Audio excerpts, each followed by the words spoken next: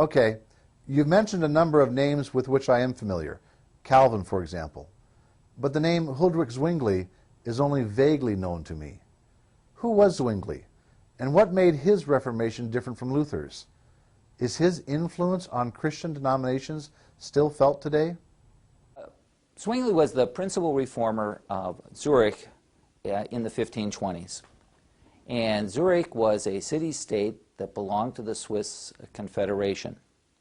Now today we think of Switzerland as kind of a modern nation-state, and so it is. But in the 16th century, it had not yet become an independent nation-state. Instead, it was several smaller territories that were united rather loosely in something called that we call the Swiss Confederation. They were united by mutual defense treaties that were directed primarily against the Habsburgs, who were their hereditary rulers in the Middle Ages. So Zurich was one of those city-states, and it was a very important one in the Swiss Confederation. Now, as far as Zwingli is concerned, he had come to Zurich in 1519 as already an experienced priest, and he began his ministry by announcing from the pulpit there that he was going to be preaching on the basis of the Word of God. He was going to start at the beginning of Matthew and go right through to the end, and he was not going to do it according to human traditions. In other words, Zwingli was announcing to the people that he was going to preach and teach really as a reformer rather than a traditional medieval priest. So let me tell you a little bit about Zwingli and how he had come to this point in his life and ministry. Now, Zwingli is from Switzerland, from a little place called Wildhaus, where his family was relatively prominent, although by no means a major family in Swiss political affairs. But anyway, he had grown up really to experience firsthand life in Switzerland, and he always had a kind of great devotion to the Swiss people. His uncle had been a priest, and Zwingli's first education was really under the auspices of his uncle. And then, because he was talented, and because his parents thought that a career in the church would be a good one for their son, off he went to further his education, and then finally to become a priest and begin a career within the Catholic Church in Switzerland. Now, with respect to that education, Zwingli was fortunate. He was educated at some of the universities in the area, University of Vienna, and later on finishing up at the University of Basel.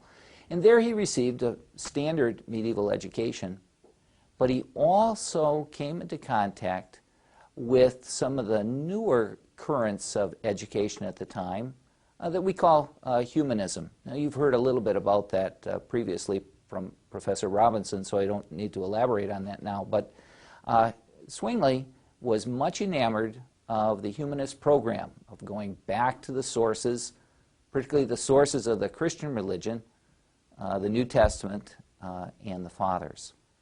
So when he began his career as a priest, serving initially in Glarus in Switzerland, he was doing so as a really kind of as an Erasmian, a follower of Erasmus.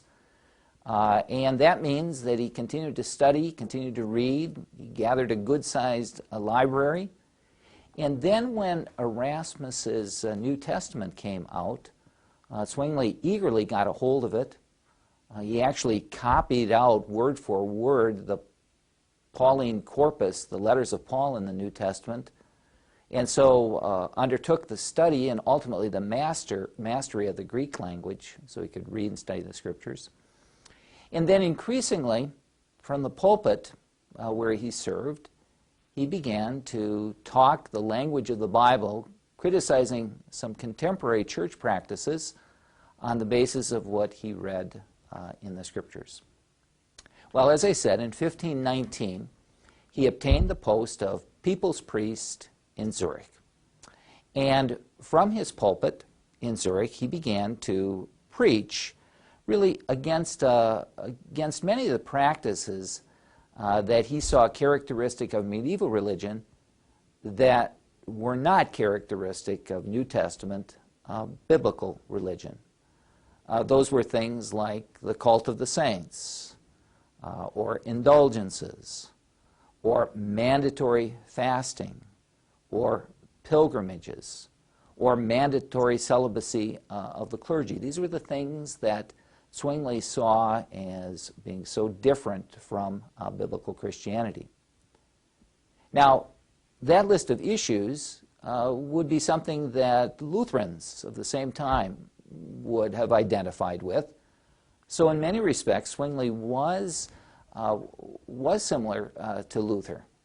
Now, there's some big dissimilarities also, and we don't want to minimize those. But here at the outset, we should realize that to a lot of people, Zwingli and Luther sounded very much alike, especially in their concerns about what was wrong with medieval religion. Now, for 2 or 3 years, Zwingli simply taught and preached. No changes were made in Zurich. But at last, some of those who were listening and believing what Zwingli was saying felt that some changes needed to be made. And so they did. There was kind of a demonstration of new religious attitude in Zurich that occurred on Ash Wednesday in 1522.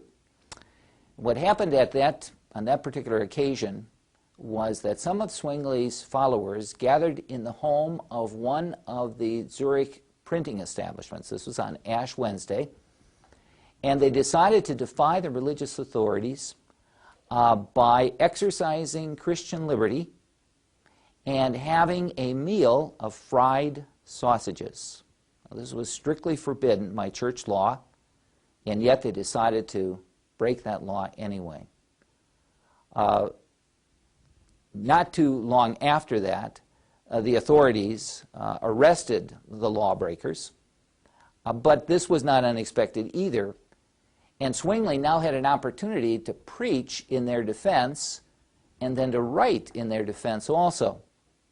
And what he argued in those writings was that on the basis of the New Testament, we have been freed from man-made ceremonies and religious rites that not even church authorities, like the local bishop or church council or even the Pope, has the right to take away our Christian liberty. That what was needed was a return to biblical or New Testament Christianity. This created quite a stir in Zurich, and many people began to embrace the Reformation now as Zwingli was preaching it. But there were those who were certainly opposed. The bishop, basically the Bishop of Constance, but a part of his diocese included Zurich, was upset by what Zwingli and some of his followers were saying and doing. And he wanted the government of Zurich, the town council, to stop it, to keep Zwingli and his followers from breaking church laws, whether it had to do with mandatory fasting in Lent or whether it had to do with clerical celibacy. It was just something that had to stop. Well, for that reason, and also because Zwingli needed some authority to implement a reform, the town council of Zurich got into the act. And they took steps, first of all, to investigate and then to make the religious changes. And this is a very important aspect of Zwingli's Reformation, in that Reformation changes, or Reformation authority, was closely connected to the city government of Zurich. For Zwingli, it was not just reformation of individual practice, it was really kind of a reformation of the community. That one of the goals of Christian reform ought to be the establishment of authentic Christian community. There's no separation of church and state from this perspective. Church and state really are very closely united.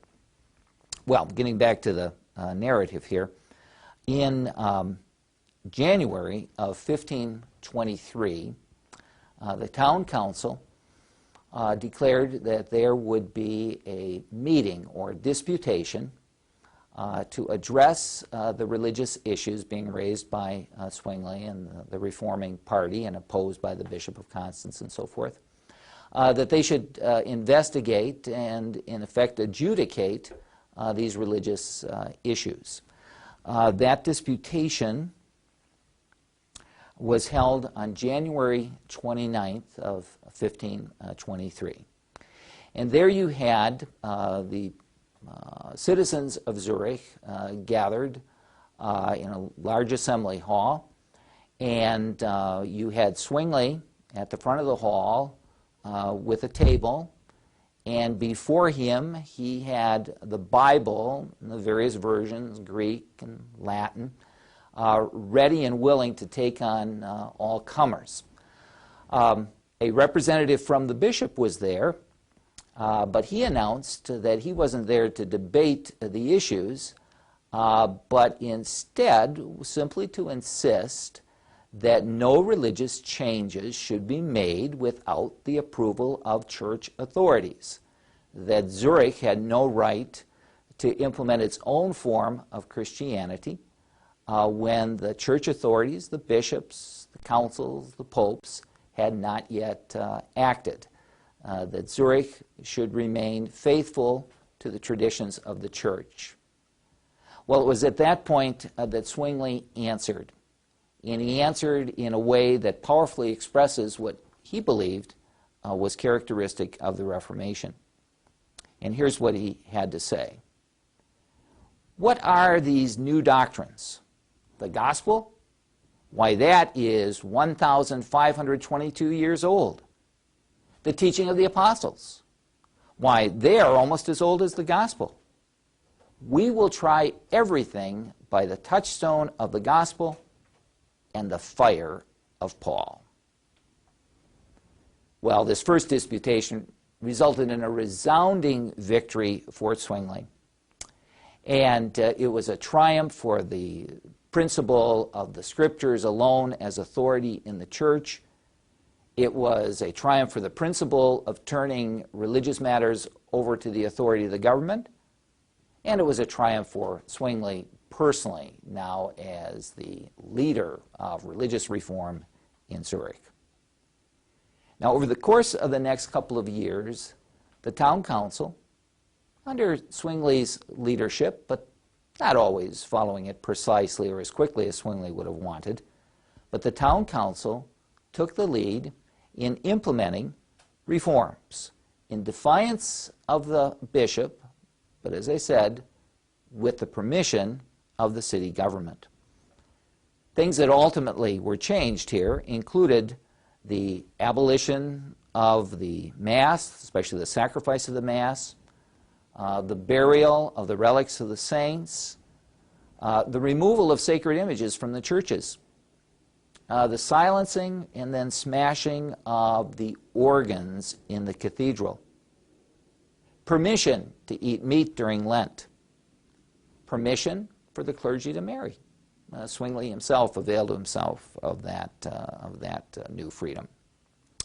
Now you can see that in some of these respects, Zwingli is going further than Luther. Sacred images, use of music within the churches. And in these respects, he's more like Karlstadt than he is like Luther. But probably the place that we can see most directly his difference from Martin Luther has to do with the sacraments. So let me pause here and just make it clear that we understand that in many respects Zwingli's like Luther.